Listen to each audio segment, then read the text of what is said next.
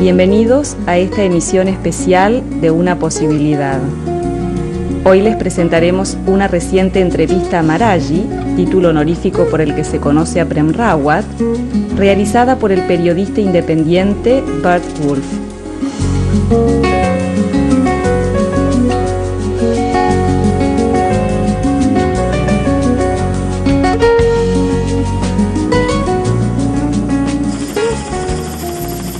During the last 40 years, I've been traveling around the world, reporting on the customs and traditions that give meaning to our lives. During those years, I discovered that the ones that were most valuable to me were the ones that gave me a sense of inner peace and self-knowledge. A couple of years ago, I told a friend of mine that I was interested in taking a break from traveling around the outside world and wanted to make a trip to the inside, to find out more about my own feelings and how they might relate to the universal themes of life. He suggested that I take a look at the teachings of a man named Prem Rawat. Prem, who is also known as Maraji, is originally from India and has been speaking to people around the world for about 30 years. He talks about the possibility of knowing contentment in our lifetime. He points out that the forces of modern society may stimulate our desires and drive us outward in a search for happiness, but lasting happiness can only be found within you. Like most people, I am interested in inner peace and self-knowledge.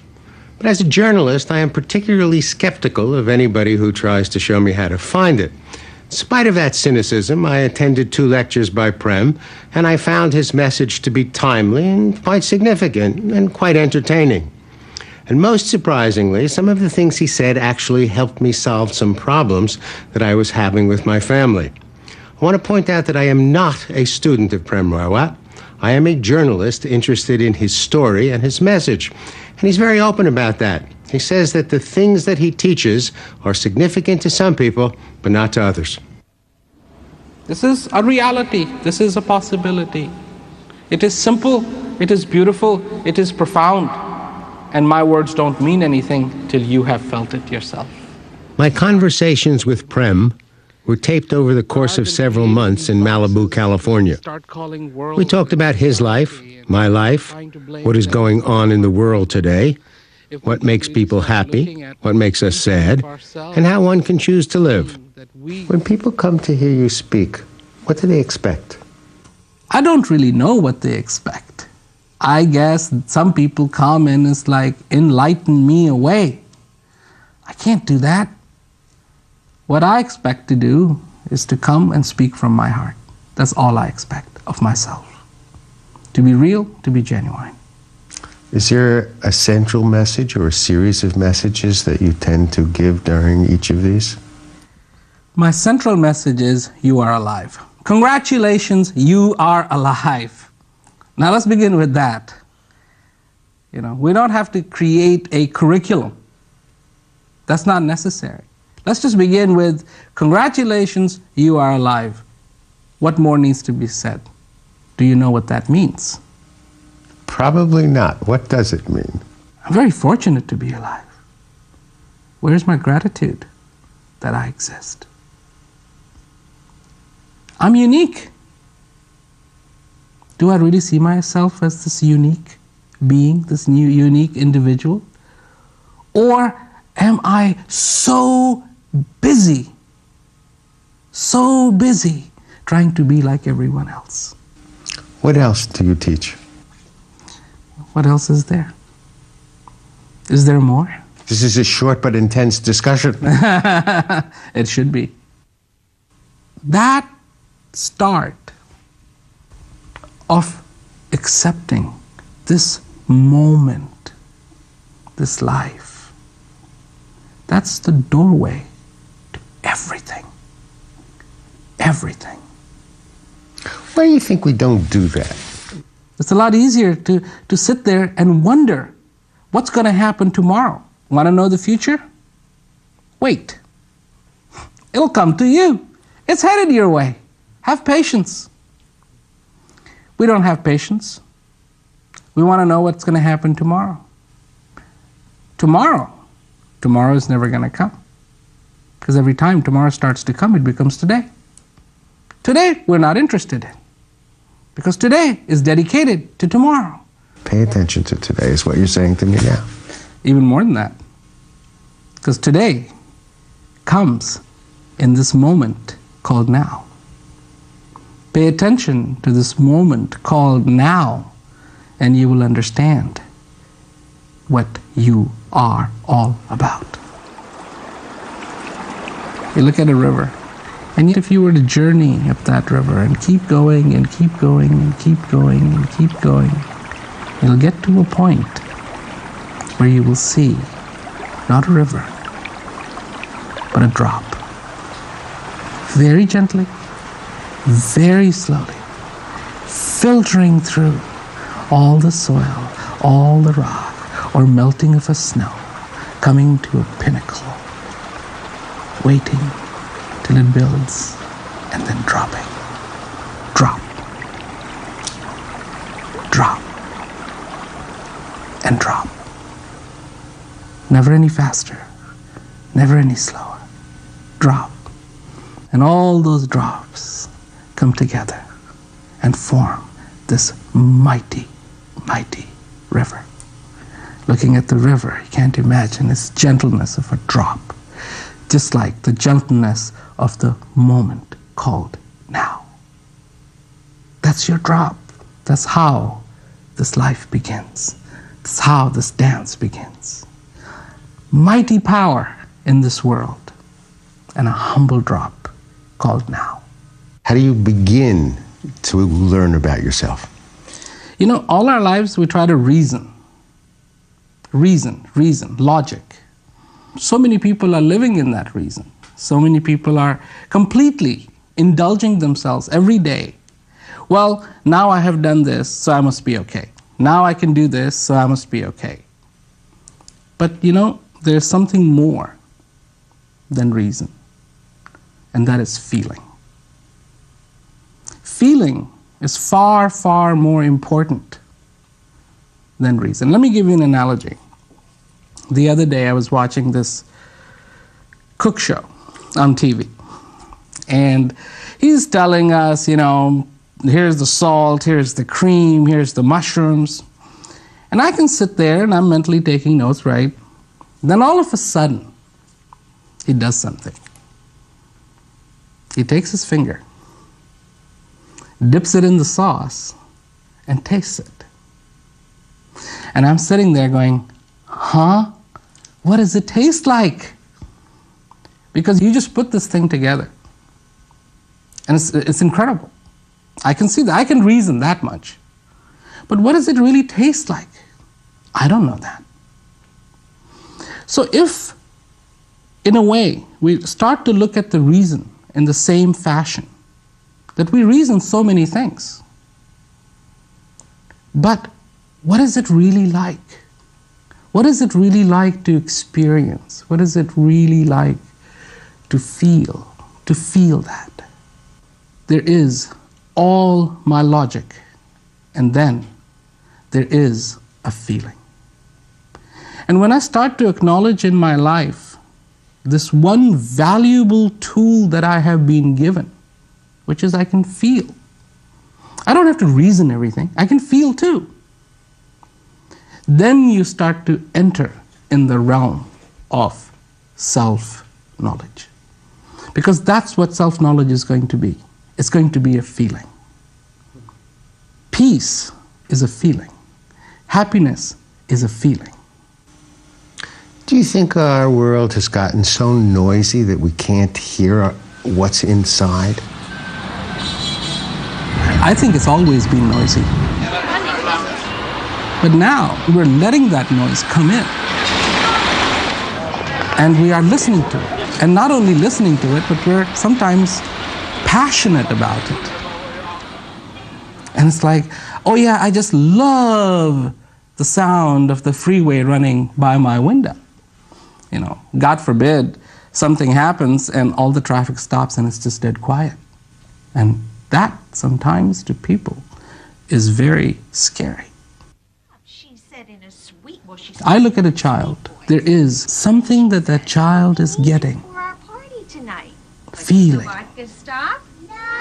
That is incredible. And I can only relate to it because I have felt that when I was young myself. It's like, it's fun. Do you think that when we're young, we are in better touch with ourselves? Things aren't that complicated. Things are a little simpler. The volume hasn't been turned up on all the noise outside. It's a little easier to go with the flow, so to say.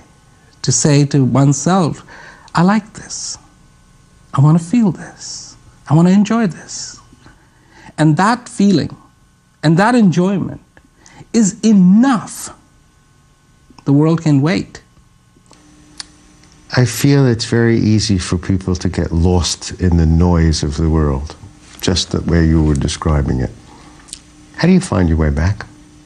Stop reasoning. Start feeling. It's not like disasters and the noise doesn't once in a while get turned up, even for that child. But they have a way of feeling. This feels good right now. I'll go with this. This is good enough. This is right. Boy, I've said that to my children so many times when they were trying to pick a school to go to or get into university. I said, well, I don't know that we can reason through this. What feels good to you? That's going to be your best sign. Interesting. Certain things definitely need explanation, and certain things don't. Science can never explain to you why a sunrise looks so beautiful. There's no scientific explanation. The fact that you have a lot of hydrogen out there, the fact that you have the Earth's reflection makes all the colors and all this, yes. But why does it look beautiful? Why? Now that you've raised that issue, I've seen hundreds of sunsets. I've enjoyed them. I've never understood why will I walk to the end of a pier to see a sunset? Why do I do that? Because the beauty is within you, calling out to you to appreciate, to enjoy what is enjoyable. It's a gift to appreciate, to be able to enjoy, that one thing that you are alive. That, what the heart yearns for, that is what I am all about, what you are all about. It seems that there's so little in the world that reminds us to do that. Pick up the newspaper. Issues like this are never discussed. They seem to push you away from yourself. Huh? Because reasoning comes into it. I'm going to think logically out of this. Well, I'm not putting down logic. We all need that. But then you have to know where you get off. It's like going to your friend's house for dinner. You're not going to take the car to the dining room. The car is going to go maybe to the driveway, to the front porch. It's going to stop, and you're going to get out and go in the house. We got to know the difference. How far is reasoning going to take me? And where I need to begin to feel.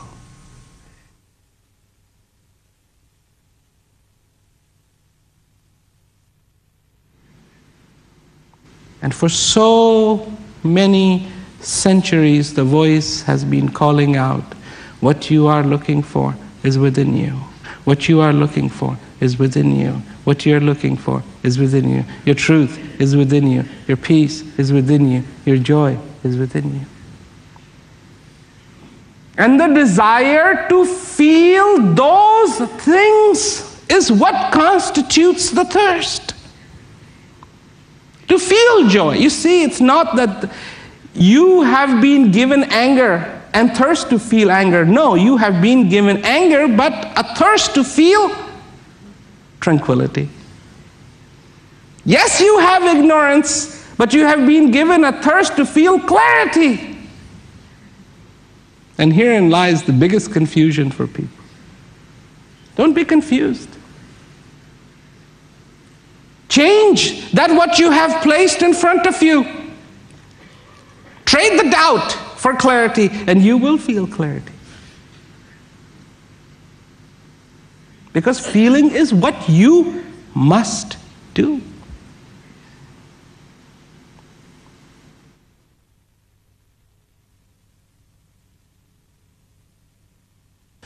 Is there any way I can tell when my feelings are accurate as opposed to false? You will know if you know how to trust in yourself.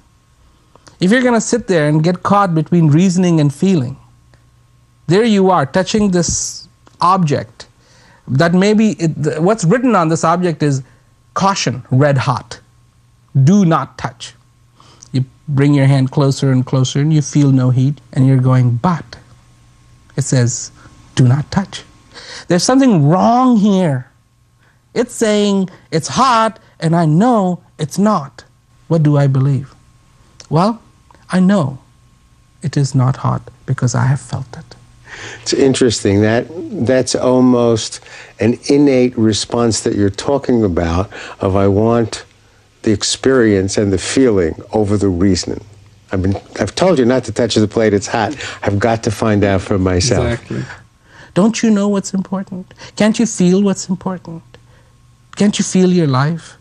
Why does somebody have to come along and drag a little label and say, ta-da, and you can look at it and go, oh yeah, this is very important because this says so.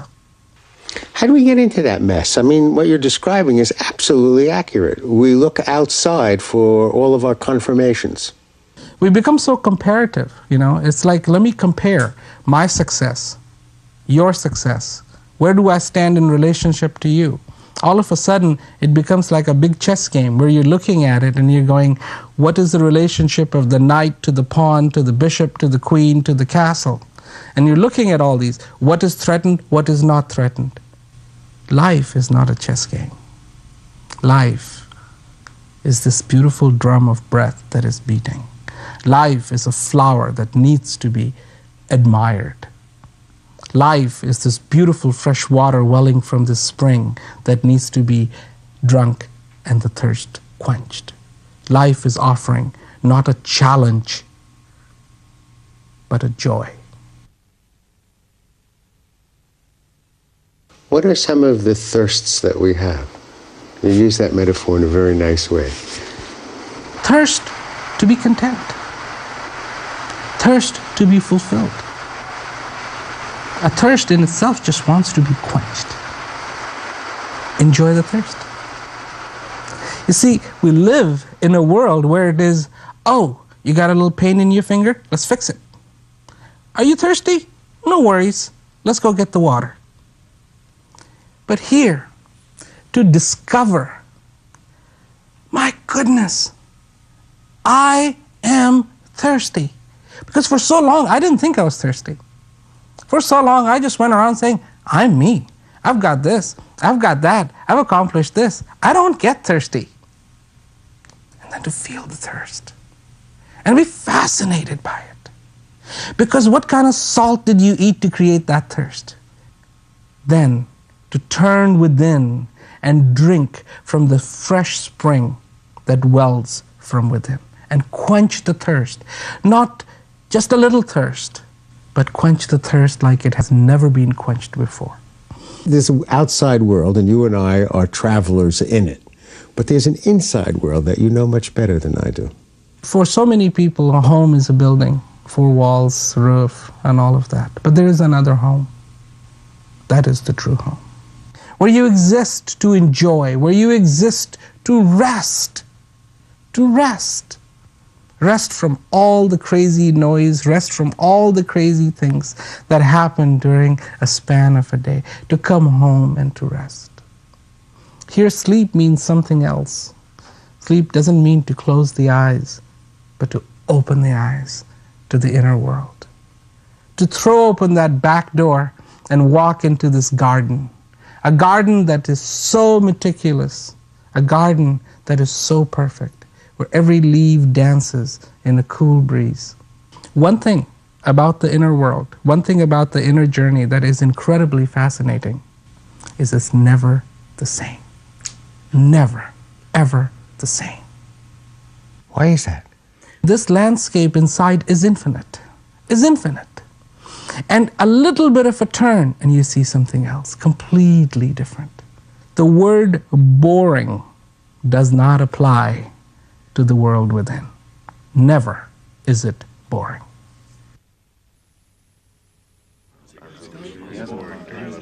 Prem's journey was never boring. His inner journey began in India. His guide was his father, a teacher who inspired many people to look within. He had a passion, beautiful passion, to reach people and make them aware of this opportunity that exists in their lives. He was giving them the opportunity to have self-knowledge in their lives. Did your father feel that he was in a Hindu or Sikh tradition when he taught? No, he always made that distinction that follow any religion that you want to follow, but then when it comes to the self-knowledge, when it comes to that feeling inside, it's always within you, whether you follow a religion or you don't follow a religion, whether you're poor, whether you're old, whether you're young, whether you're rich, whether you're educated, whether you're uneducated, it didn't matter. None of those things matter. The only requirement for it was that you be alive. Prem was a child prodigy, and at the age of 3 began to speak in front of crowds who had come to see his father. So I'd get on the stage and I'd start speaking to them. And they would just go, fascinating, this little kid speaking. And then when everybody had kind of settled down, I'd just say, okay, tell my father they're all ready to listen to him. You were the opening act for your father. That's amazing.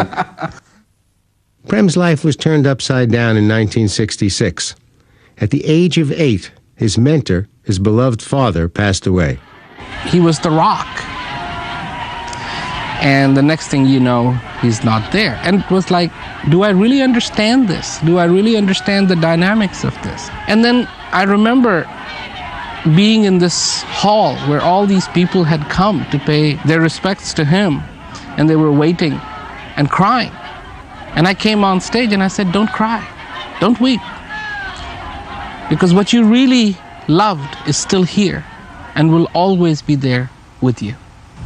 And it was a powerful moment. It's amazing that you had the ability to grasp those ideas and express them at 9 years old. It was very genuine. I saw these people weeping. And I felt this is something that I can do. I want to help. What made you feel at that tender age that you had the ability to impart knowledge? Not everybody can paint. That doesn't mean that they can't feel, but they can't express it, can't bring it to canvas. Peace is within you. I have that gift which can bring that feeling to the canvas. I can paint, and I paint with my words. His words began to attract the attention of visiting Europeans and Americans who wanted Prem to teach outside of India. So in 1971, at the age of 13, he left for England. It was my father's aspiration. He wanted me to go. He himself did not speak English, but he wanted me to go to school, learn English, and then take this message to as many places as possible. Tell me about the message he wanted you to take. It's about this incredible, beautiful potential of life. It's about how we really can be fulfilled. We can do something so that we can have a little hope in our lives, so that we can have a little peace in our lives.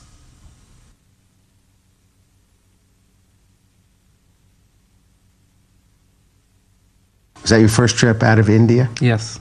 I got in the airplane, and I didn't even know if I was going to be able to change clothes, because when I left India, I was wearing a suit.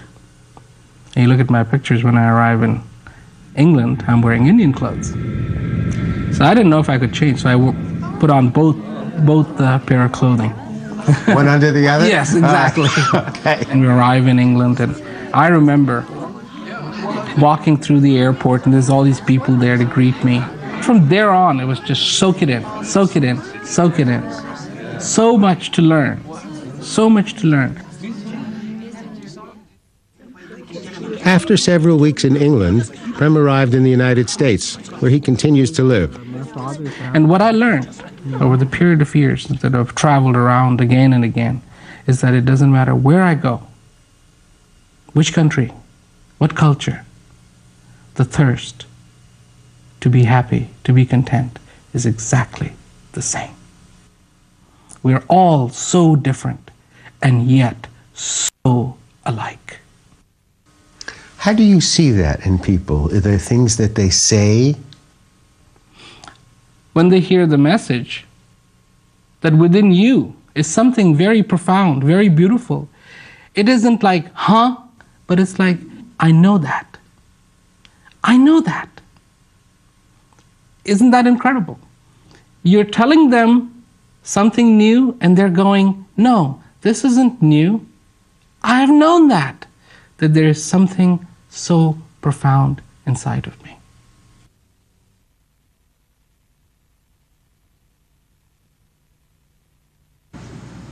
And what's so important about the breath? Well, let me tell you that too. Because it is the courtesy of this breath that there is color red. This is the courtesy of this breath that there is New York. It is the courtesy of this breath that the sky is blue. It is the courtesy of this breath that you can taste food, that you can smell a flower, that you can appreciate sunshine, because when this breath is not there, none of those things are possible. And amazingly enough, in each breath comes this possibility to be fulfilled. Fulfilled. Think of that. Fulfillment. Fulfillment is not a trivial thing. Why isn't it a trivial thing? Because this is what you have always desired in your life.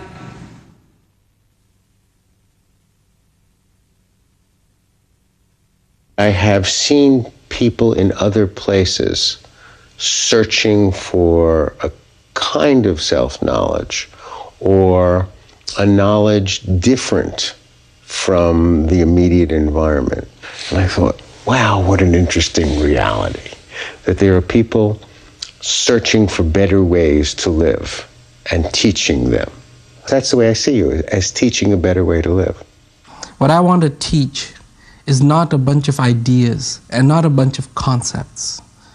I want to teach you to discover what you already have.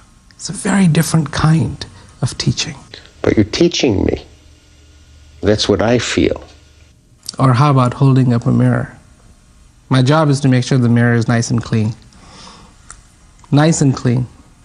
And I hold the mirror up. And then I get to watch you smile. And you see in the mirror. Because you're always pleasantly surprised. What you say about mirrors is now echoing in terms of my relationship with my children. They'd ask me questions, and then I'd let them talk. People look at me and it's like, I didn't ask you to hold the mirror. I asked you a question. Why are you holding the mirror? And I'm saying, yeah, but keep looking. And you will learn to look within you. And when you do, you will find the answers. And I sit there and I clean the mirror, and clean the mirror, and clean the mirror, and clean the mirror. Look. I don't want to look. I haven't got the time to look. I'm too busy. This is not what I want right now in my life. Well, what do you want in your life? Did you look at the mirror again? No, I can't. I'm too busy. There's other things going on. This is interesting, but someday. Today is your day. Every day is your day, not someday. Every day is your day. That's the way it is.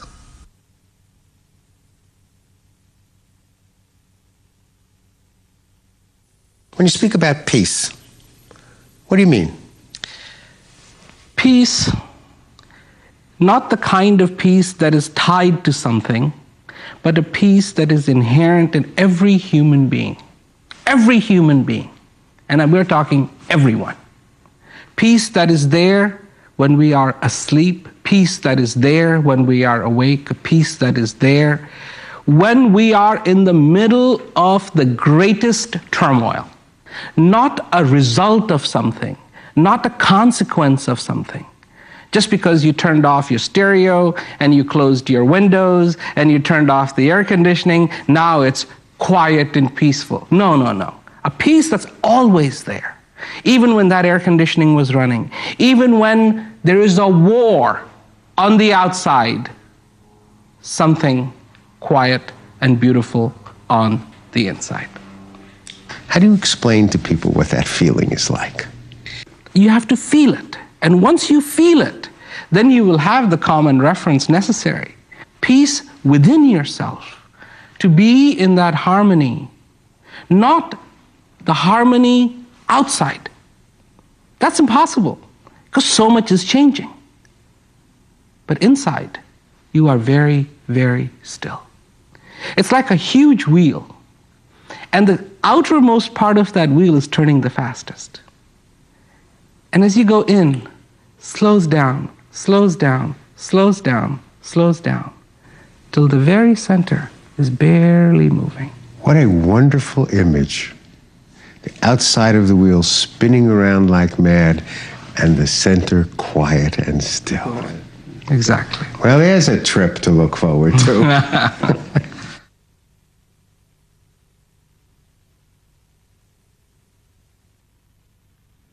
Peace begins with every single human being.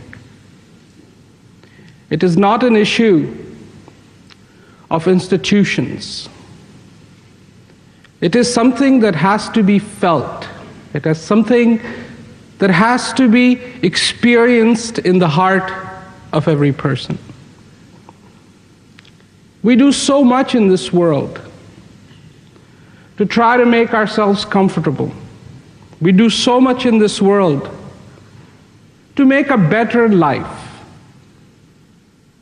Everyone who can, in his or her own way, tries very hard to better themselves. And yet, we spend so little time understanding the dynamics of what causes this to happen. What is it inside you and me? What is it inside every person in this whole world that is pushing them, forcing them to evolve into a better situation, to be more content, to be more joyous, to be more in peace?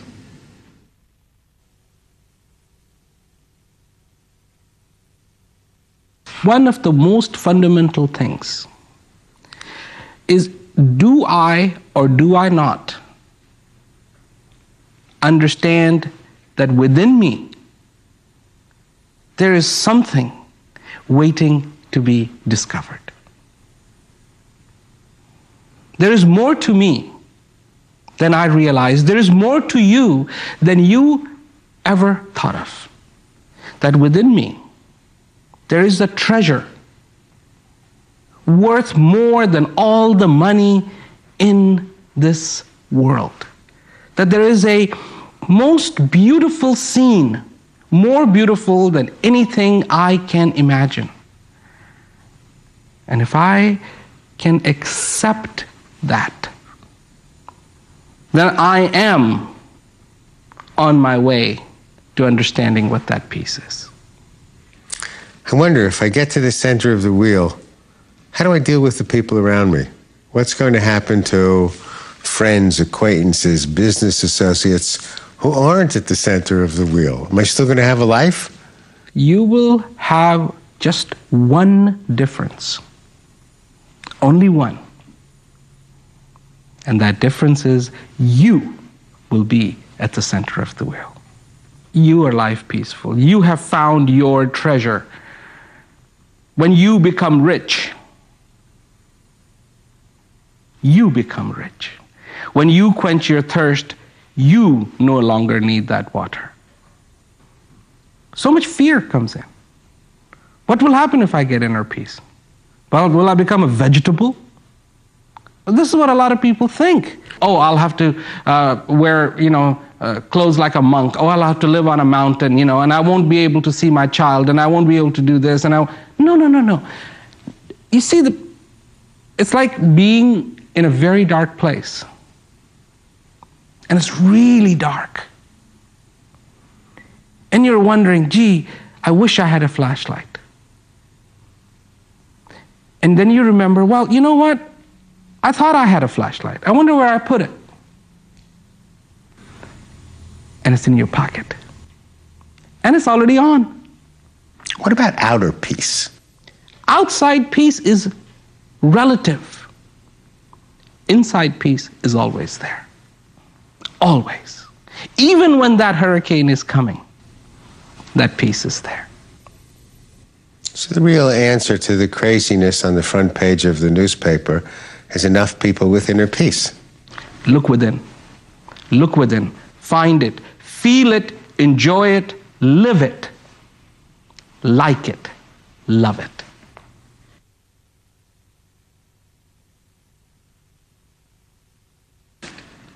I get the feeling that these days that half the world is ready to go to war. They each have their own reasons that they have to do this. Aren't we really searching for the same thing? Isn't everybody looking for the same thing? Today, the sad thing is that when somebody says peace, it doesn't mean the same thing. It should.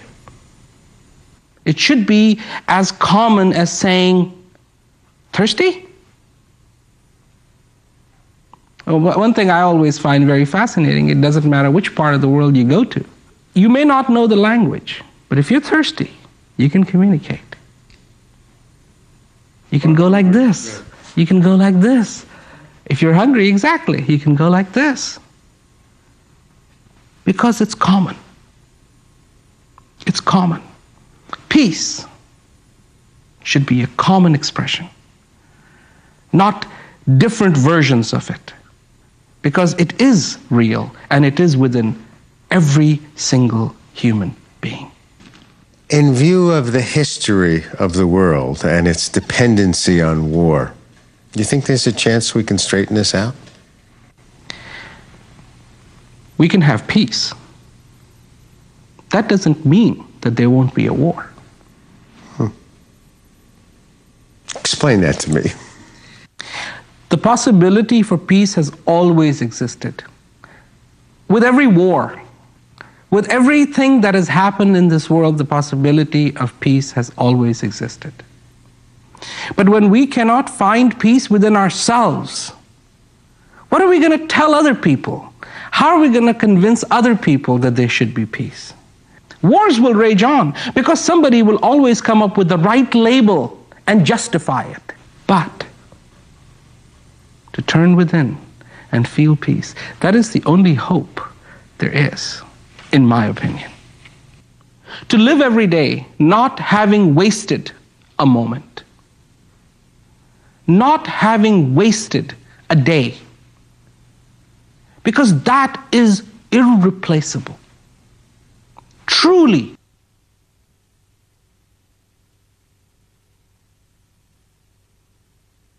I'm always so impressed that people give us their time. The one thing that they cannot get back is the time they give us. When someone comes and listens to you and learns, they give you an extraordinary thing, hours of their life that they will never recover. And I feel the same way. If someone sits down and watches one of my television programs, what an extraordinary gift. Our time is the most valuable thing we have. Don't waste it. And so much of our time actually goes in trying to fix things, when it should be invested in us, in that peace, in that joy. Because every moment should feel like it has, whatever it had to offer, all of it has been extracted out of it. That is an art. And if we get good at that art, then that is the day we know we can live. Then that is the moment we begin to feel alive.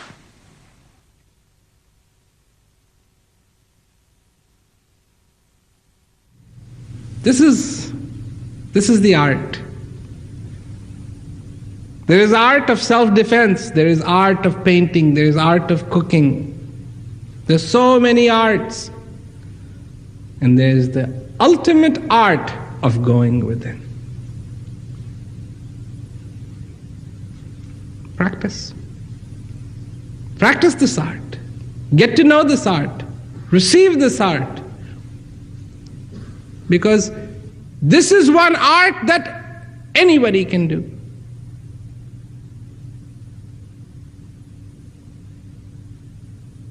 You know, this is one art that anybody can do.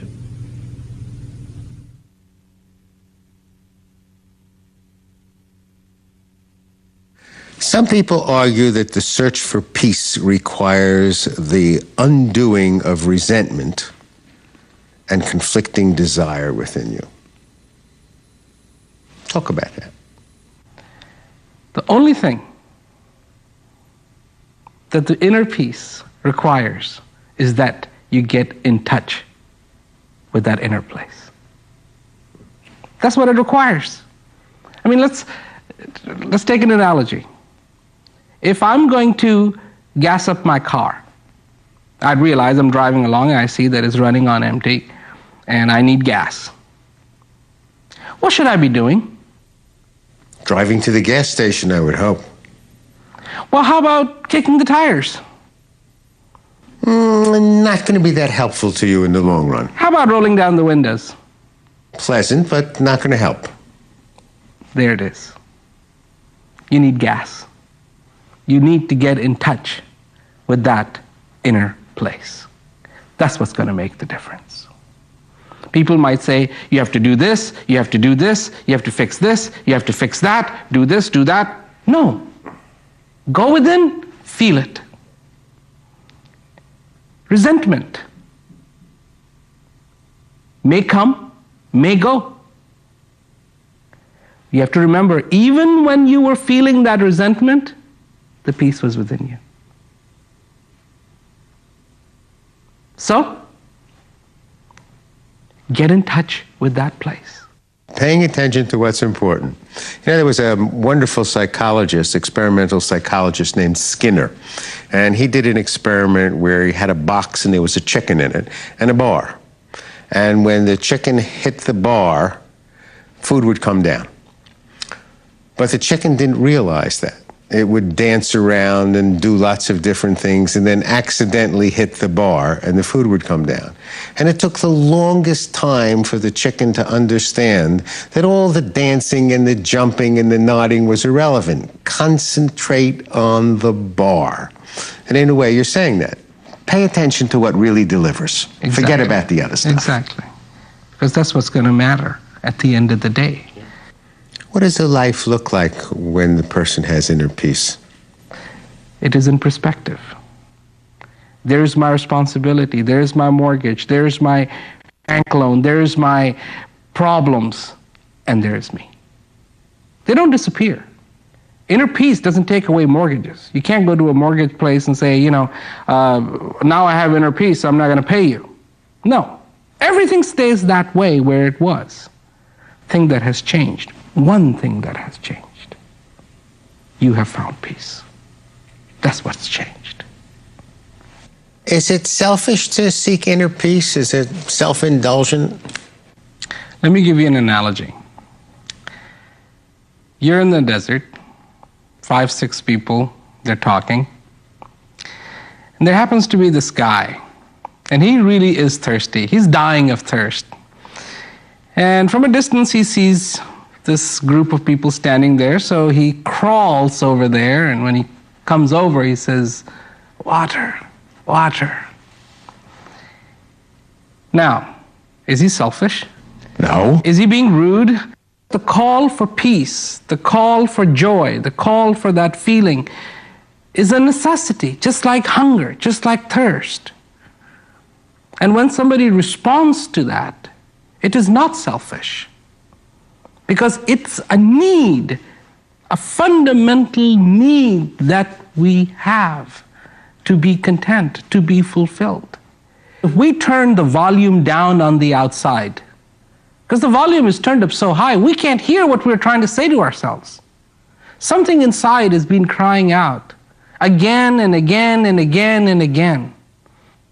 You know, I see so many people, and yes, they go to a party and they're standing up and they're dancing and they're doing this and they're doing that, and then I see them sit down and have a quiet moment, and it's like, what is it like coming home? Wonderful for me. Wonderful for me and wonderful for so many people to come home, where we don't have to put a pretense on, where there's nothing distracting. We can be who we are. Be who we are. That home also is like that on the inside, where we can be in peace, where that's the reality, where that's what is shining, that peace, that joy. And how can you say, or anyone say, that it's a luxury when it's such a necessity? Let's hear what's going on inside. Turn that big volume knob down a little bit.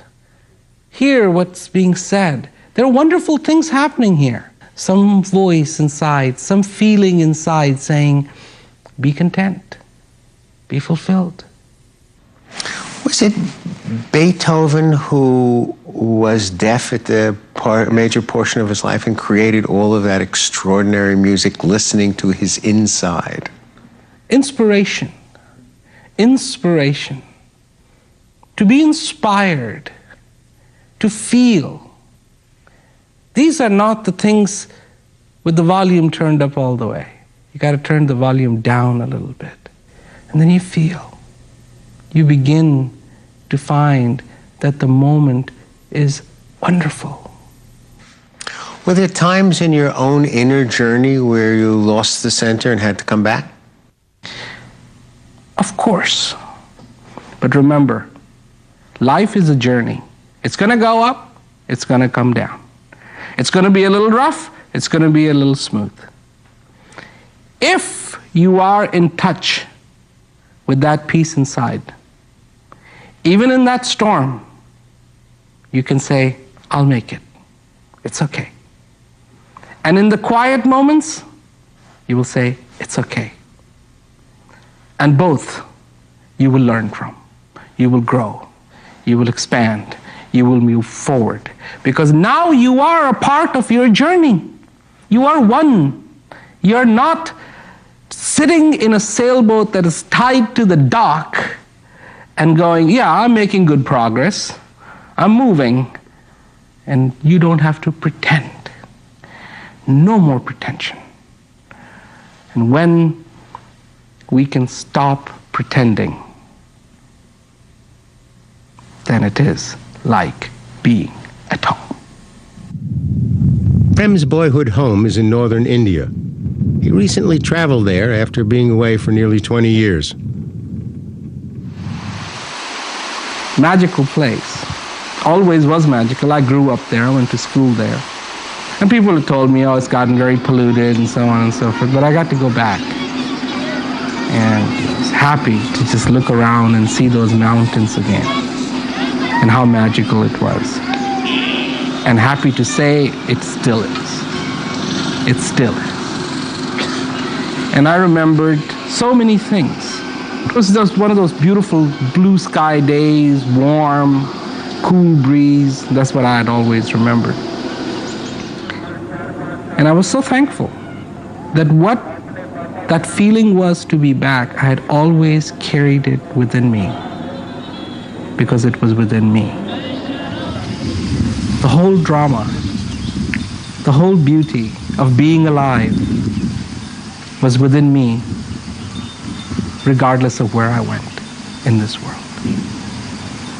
It must be nice to be in a physical environment which feels like the center of the wheel. When it is within you. Wherever you go, like a snail, you carry your house with you. I've spent a lot of years sailing, ocean sailing, crossing the Atlantic, sailing in waters I didn't know dangerous places. And when the storm comes, that sense that you have a center, that you know a safe place in you. Call it soul, you call it whatever it is, but the bigger the storm on the outside, the more important my center was, my inner peace. Not only for the things I had to do during that storm, but for the signal I sent to everybody else on the craft. You're going to be okay. I'm okay. We'll all be okay. Exactly.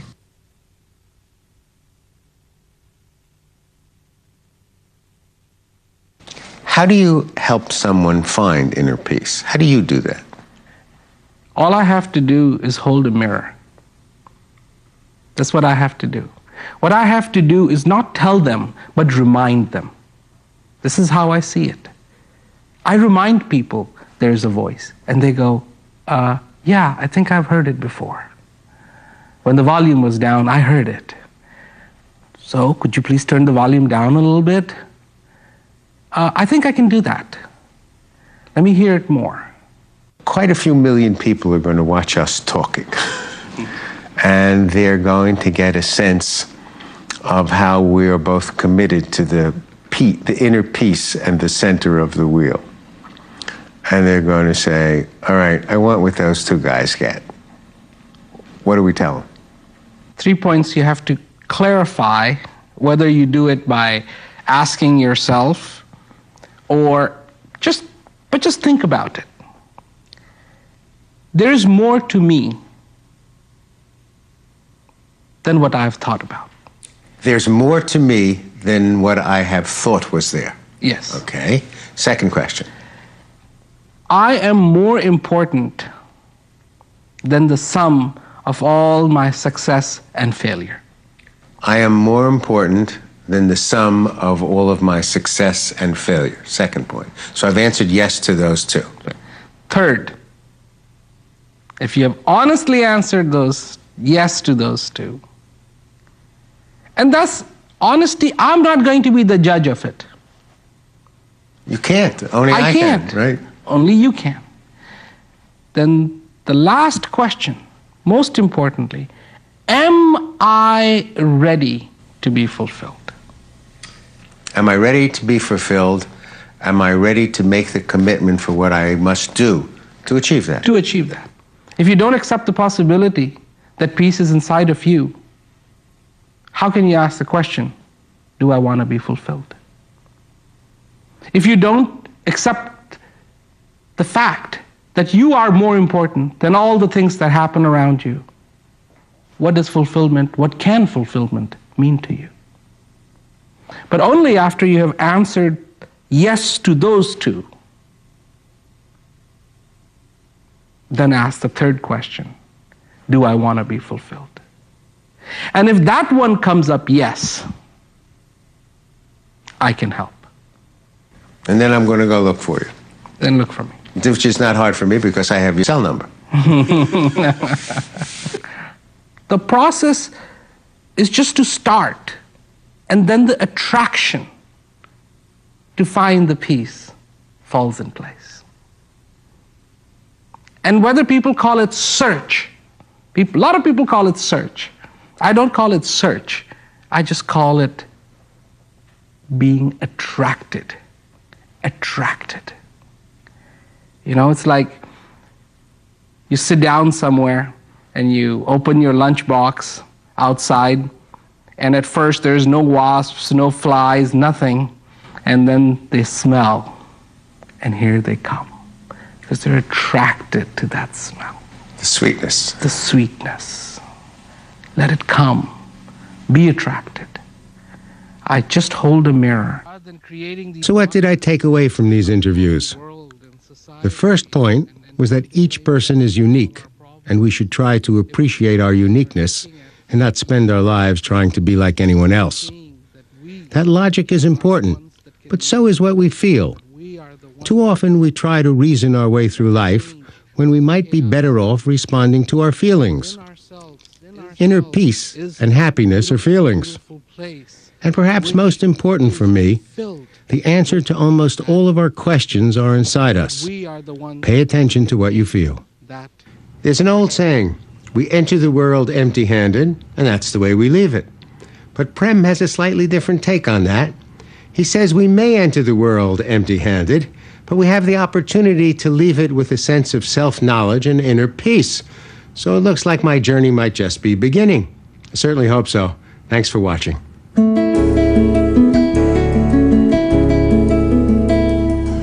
Lo invitamos a visitar los siguientes sitios en internet, donde podrá obtener información y materiales acerca de Maraji y su mensaje. Si disfrutó de este programa, lo esperamos la próxima semana en este mismo horario, en otra emisión de Una Posibilidad.